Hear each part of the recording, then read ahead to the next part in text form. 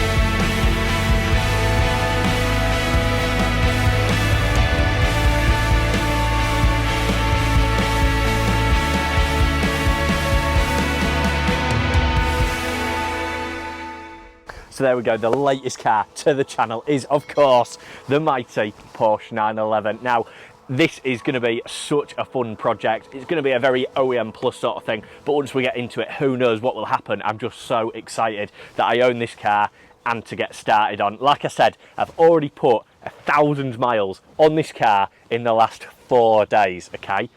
But more on that later in the video.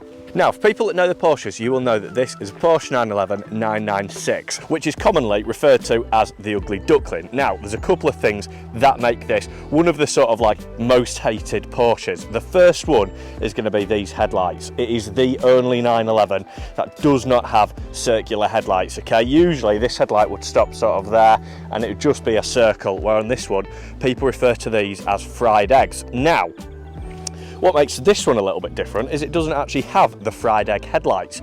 The fried egg headlights are more commonly seen on the Boxster and stuff like that, and it would mean that this whole bottom bit here is basically orange. So yeah, effectively it looks like a fried egg. Now, you may or may not have realised, but this doesn't look like your standard 996 911, and I'll tell you why. This car has been fitted with a full GT3 body kit from brand new. So that includes, firstly, the wheels and the front bumper are all GT3 items. See the GT3 splitter under there. You've got genuine BBS split wheels. You've got this funky little side skirt going on there.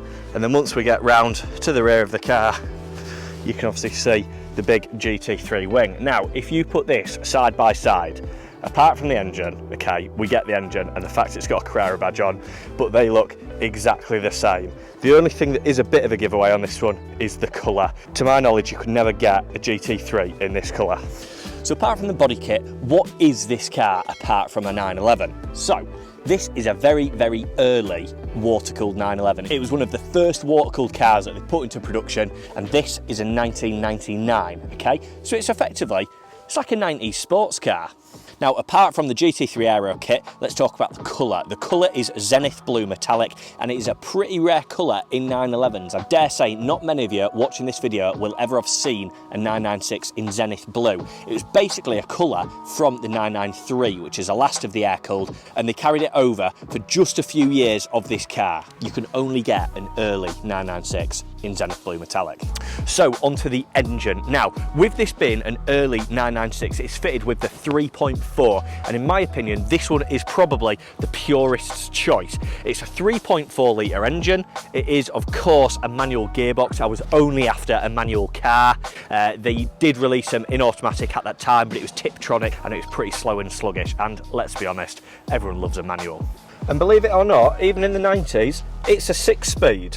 So there's a few other things that make this car a little bit different to the rest. We've obviously covered the 6-speed manual gearbox and the 3.4 litre engine, which kicks out just about 300 horsepower, but the early ones had a special little trick up their sleeve. If we lift this up, now if you notice right here, it is actually on a cable throttle, and effectively this car comes with none of the mod cons that some of the later ones do.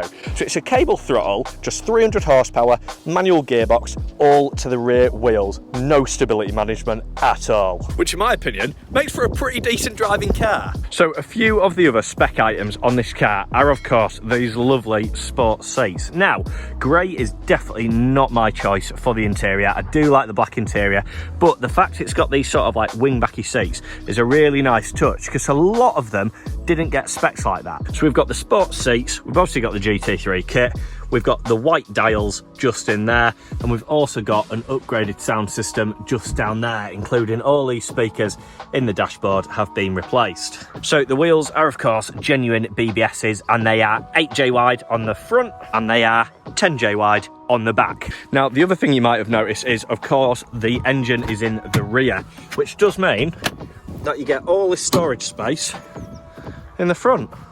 So what are the plans with the car? Now, I've showed you all around the outside, I've talked to you about the engine, the colour, the body kit, some of the spec, and it is a low mileage example as well. So it's just clicked over 52,000 miles. Now, I picked it up on 50,000 miles, and again, I have already done a considerable amount of miles in this car. Now, what I wanted the car for was to drive, and to be honest, that's what I plan to do with it. So in the next video, you're going to see a road trip that I've recently completed in this. I bought the car on Wednesday, it got straight on a ferry and we got taken over to Europe and went on a 1,000-mile round trip through Europe to some really cool places. So make sure you are subscribed to see the next video come in and see where I've taken this car. But in terms of the car, this is YouTube, and of course YouTube means you need content. You need things to do on the car, and driving it will get old watching the same videos all the time. So as good as this car looks, it isn't perfect. It does have some items that need replacing. Like I already said at the start of the video, this car has been sat for a long time. You know, this car has been almost laid up for 7 years. You know, it's done next to no miles. Most people do more than that in a month. But I will pick up all of these points and let you guys know exactly what is going on with this car in a future video. For now, the basis is a really good car. It's a low mileage, 52,000 miles for 23 years old is fairly good going. So it's a low mileage example. It's pretty mint. There's no proper damage to the bodywork or anything like that. It is a clean, very presentable car, which I will be using and I will be enjoying, but it does need a lot of mechanical sort of like renewing. So I reckon this is going to be like an OEM Plus project. So I really hope you have enjoyed this video and you're looking forward, just like I am, to loads more content to come on the Porsche 911. Now, before you ask, I haven't sold anything, okay? So all the cars are still current on the channel. This is just an additional project, and yeah, I might need deep pockets. So if you've got anything to do with Porsches, if you're in a Porsche company, somebody who supplies parts, works on them, and you want to do some sort of collaboration with the channel, then please let me know and get involved, because I might need all the help I can get on this one. So make sure you like the video, make sure you subscribe, and drop a comment what you think to the new car. Hopefully you guys are just as excited as I am. But for now, I'm going to go take it out on another drive. See you in the next video. Peace.